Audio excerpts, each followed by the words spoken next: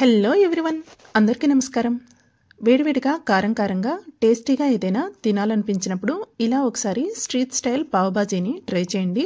చాలా టేస్టీగా ఉంటుంది. చేసుకోవడం కూడా చాలా తేలిక.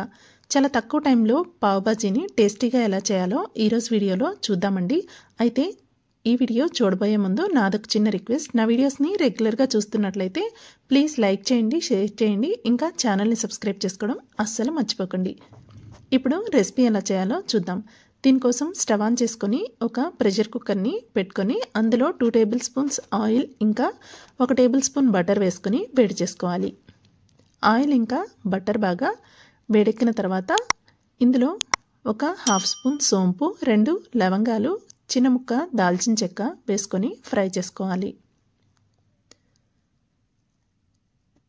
ఇవి బాగా ఫ్రై అయిన తర్వాత మంచి ఫ్లేవర్ వస్తున్నప్పుడు ఇందులో సన్నగా తరిగిన అల్లం ఇంకా వెల్లుల్లి, ఒక పచ్చిమిర్చిని సన్న ముక్కలుగా కట్ చేసుకొని వేసుకోవాలి.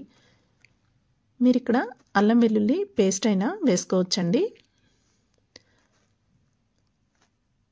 ఇవి కొంచెం ఫ్రై అయిన తర్వాత ఇందులో ఒక మీడియం సైజు ఆనియన్ని సన్న ముక్కలుగా కట్ చేసుకొని వేసుకోవాలి.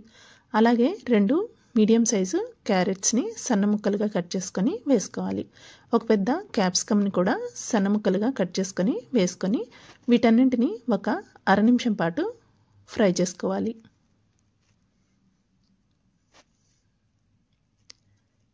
ఇలా ఇవి కొంచెం ఫ్రై అయిన తర్వాత ఇందులో ఒక పావు కప్పు నైట్ అంతా నానబెట్టుకొని ఉంచుకున్న బఠానీని వేసుకోవాలి.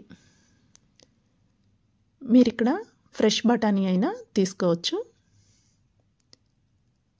ఇలా బఠానీ వేసిన తర్వాత ఇందులోనే ఒక 3 బంగాళదుంపల్ని పైన చెక్కు తీసేసి సన్న ముక్కలుగా కట్ చేసుకొని వేసుకోవాలి.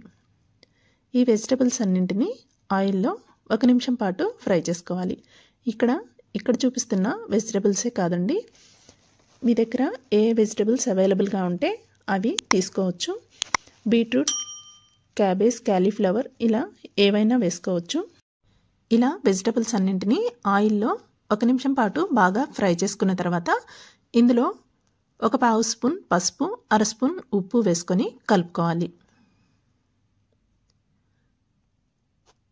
ఉప్పు వేసి కలిపిన తర్వాత మరొక అర నిమిషం పాటు వెజిటబుల్స్ అన్నింటినీ బాగా ఫ్రై చేసుకోవాలి.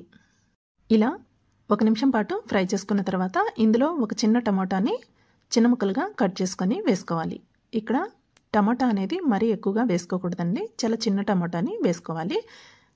టమాటా ప్లేస్లో కొంచెం ఆమ్చూర్ పౌడర్ అయినా వేసుకోవచ్చు. ఒక పావు స్పూన్ ఆమ్చూర్ పౌడర్ కానీ లేదంటే ఒక చిన్న పచ్చి మామిడికాయ ముక్కను కానీ వేసుకోవచ్చు. ఇలా టమాటా వేసిన తర్వాత అది కూడా ఒక అర నిమిషం పాటు ఫ్రై చేసుకొని ఇందులో 1.5 గ్లాస్ వరకు వాటర్ వేసుకోవాలి. ఈ వెజిటబుల్స్ అన్నీ మునిగేంత వరకు వేసుకోవాలండి. ఇలా వెజిటబుల్స్ అన్నీ మునిగేంత వరకు వాటర్ వేసుకొని కుక్కర్ మూత పెట్టి ఒక 5-6 విజిల్స్ ఉడకనివ్వాలి. 2 విజిల్స్ మీడియం ఫ్లేమ్లోను, 3 విజిల్స్ లో ఫ్లేమ్లో పెట్టుకొని ఉడికించుకోవాలి.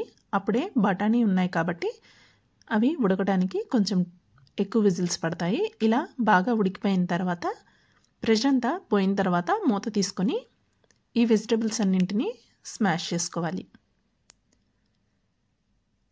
ఇలా బాగా సాఫ్ట్గా స్మాష్ చేసుకొని ఇందులో మరొక అర గ్లాసు వాటర్ వేసుకొని కలుపుకోవాలి.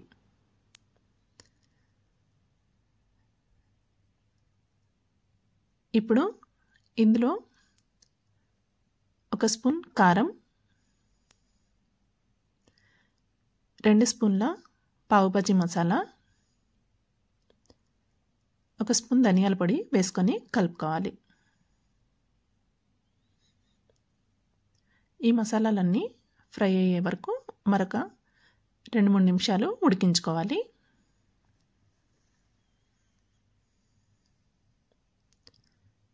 ఇలా 2-3 నిమిషాల పాటు ఉడికించిన తర్వాత ఇందులో చివరగా కొంచెం కసూరి మేతి, కొద్దిగా కొత్తిమీర వేసుకొని కలుపుకున్నట్లయితే మనకి పావ్ బాజీలోకి కర్రీ అనేది రెడీ అయిపోయింది.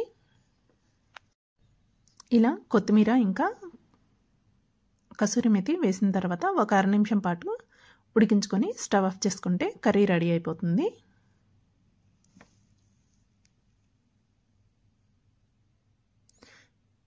ఇందులో కావాలనుకుంటే చివరగా మరికొంచెం బటర్ కూడా వేసుకోవచ్చండి. ఇప్పుడు బన్స్ కాల్చుకుంటే మన పావ్ బాజీ అనేది రెడీ అయిపోతుంది.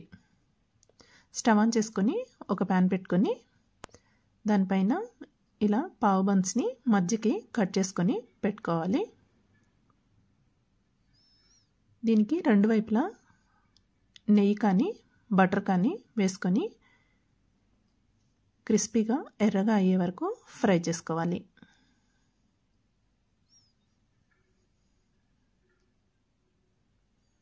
నేను నెయ్యి వేసి కాలుస్తున్నానండి. మీరు నెయ్యి కానీ బటర్ కానీ వేసుకోవచ్చు. ఆయిల్ అయితే బాగోదు. ఇలా రెండు వైపులా క్రిస్పీగా ఫ్రై చేసుకొని ప్లేట్లోకి తీసుకున్నట్లయితే మన బన్స్ కూడా రెడీ అయిపోతాయండి.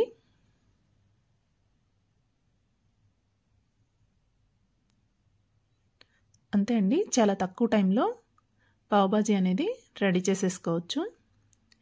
ఇది సాయంత్రం స్నాక్స్గా కానీ మార్నింగ్ బ్రేక్ఫాస్ట్గా కానీ నైట్ డిన్నర్గా కానీ ఎలా అయినా చాలా బాగుంటుంది.